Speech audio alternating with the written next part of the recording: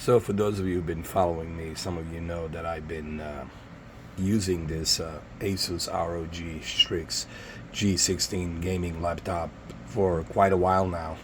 And I gotta tell you, it's a great companionship. It's served me well so far, uh, both on the trip and here at home where I connected to my 32-inch BenQ desktop monitor. And this is a pretty good laptop off the bat. It's a i9 13th generation processor. It has 24 cores, 32 threads, 5.6 gigahertz, and it comes with a 4070 GPU. So in this video, I'm going to show you what settings I'm using from this laptop onto this 4K monitor to achieve 50 FPS performance on a Starfield. Now, please keep in mind, Starfield, it's a not well optimized game. Okay, there's tons of videos out there on YouTube from professionals who test GPUs, PCs, etc., etc. And they've done the tests, and even with a 4090, man, people are struggling and they're throttling. So if you are maybe shocked by the settings that I'm using here, don't be, because this is like the only way that you can achieve higher frame rate, constant higher frame rate. This is just simply because this game is not that well optimized. There's nothing wrong with your PC. It's just Todd Howard did not optimize this game to run that well on the PC, even though I know he says he did, but he didn't. There's just a PR stunt that he's doing. Okay, so right now you can see currently that I'm at 53 FPS, and clearly here you can see just how smooth that is. It's good, smooth. And it stays right there at 51. It never breaks down below that, and that's good. That's where you want to be, you know. So let me show you just a little bit here. Let me just walk around.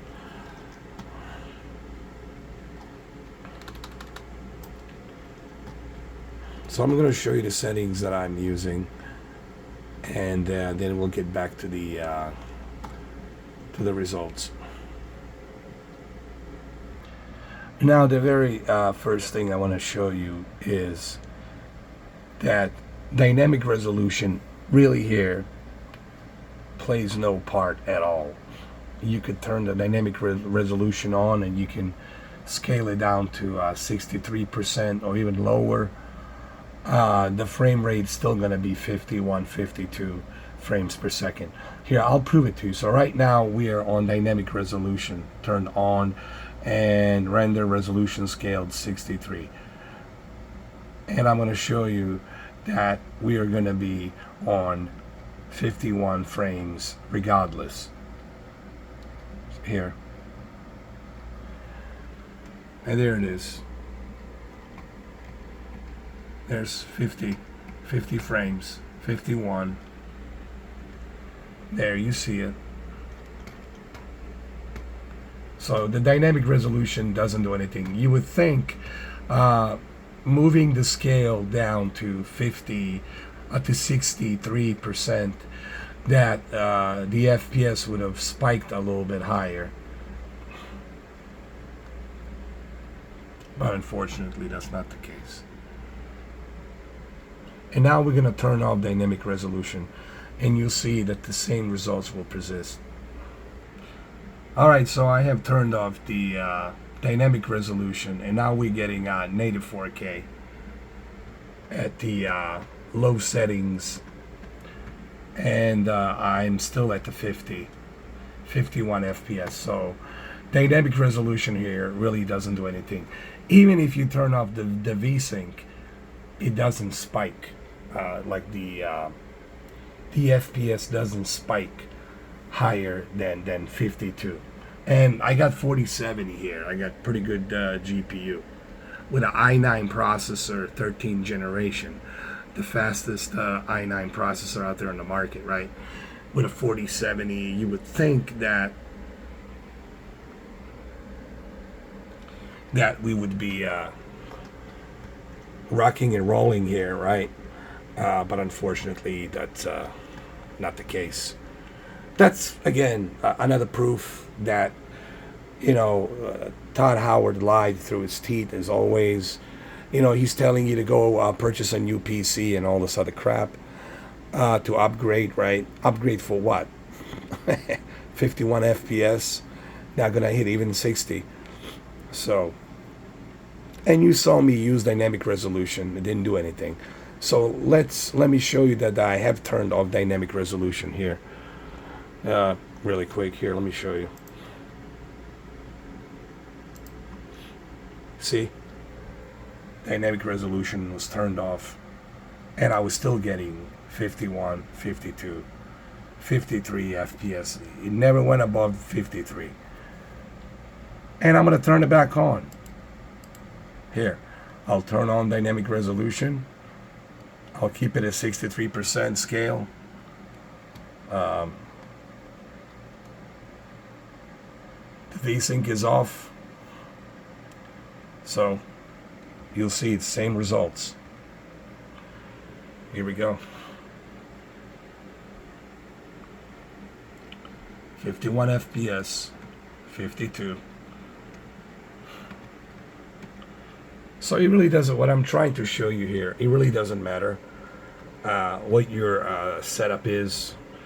You could be rocking 4090, it doesn't matter.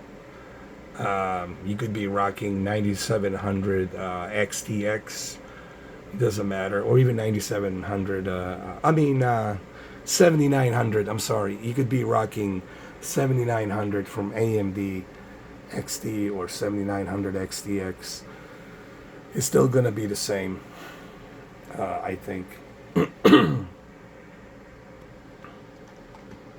Now, I don't have a personally 7900 XTX or 7900 XT, but from what I have heard, it's the results are pretty much the same. It's just poorly optimized. Now, I have no problem with this. I don't want you guys to think that I'm complaining. I'm okay playing at 51 FPS at native 4K at a low settings. I'm okay with this. I think 51 FPS to 53 FPS, it's more than enough for this type of a game. But, it really defeats the purpose of playing it on a PC if you can't go any higher than that. What do you have to sacrifice, like 1080p? I've seen people even with 1080p struggle. And where's the update? Where is the update for this game? This game's been out for a while now. Since August 31st, right? Where is the updates? Why Todd Howard hasn't really said anything about this except just, the typical PR, buy a new PC or upgrade your PC and, good luck. Now, let me show you my settings, what I'm using really quick. My graphic settings.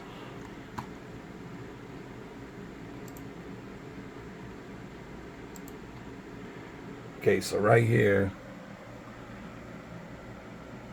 I got shadow quality to low, indirect lighting to medium, reflection to low, particle quality low, volumetric lighting medium, crowd density density low, motion blur off, GTAO quality low, grass quality low, contact shadow low, and VSync off, and the upscaling to FSR2. And I got my dynamic resolution on and rendering resolution scale to 63%. But honestly, this really doesn't matter if you have it on or not on. It's not going to go any higher than 53 FPS. So this is not a deal breaker for me. I mean, I'm okay with 53 FPS because it keeps it at a steady above 50, and it never drops down below 50. It always stays at the 50. It never goes down below it. This to me, it's fine, but I'm just a bit disappointed, for those of us who have like a high-end laptops or high-end PCs. The whole purpose was to take the advantage of higher frame rates on this game, because you do have a bunch of battles in this game where you have to fight and all that. So I don't know. I mean, I was thinking about getting a AMD Radeon 7900 XT. It's on sale right now for $799, which is $800. I thought about getting it. I don't know. Because look, I personally haven't tested 7900 XT, but maybe the AMD GPU. It's better optimized than the NVIDIA one, probably because of the partnership that Bethesda has with the AMD. But overall, I'm still happy with this. I'm 50, 53 FPS. It's all good. I'm fine by that. But it would be nice to be able to rock and roll 120 hertz. Especially when you got a 120 hertz monitor or 244 hertz monitor. You want to take a more advantage of this. And that's the whole idea of PC gaming. It's not to limit yourself. It's to be able to break free and rock and roll. That's the whole idea of being a PC gamer. It's to really push the performance envelope. And at least that's what I think. So just a short little video I wanted to make. Again, it's really hard for me to make these videos and streams. But I do try to make them because I'm still under the weather with this COVID new strand. And my vocal cords, man, my throat is just all messed up, man, because of this thing. But that's not going to stop me from making videos like this. I appreciate you all. Thank you for support, for love, and all that. Appreciate it. Thank you, guys.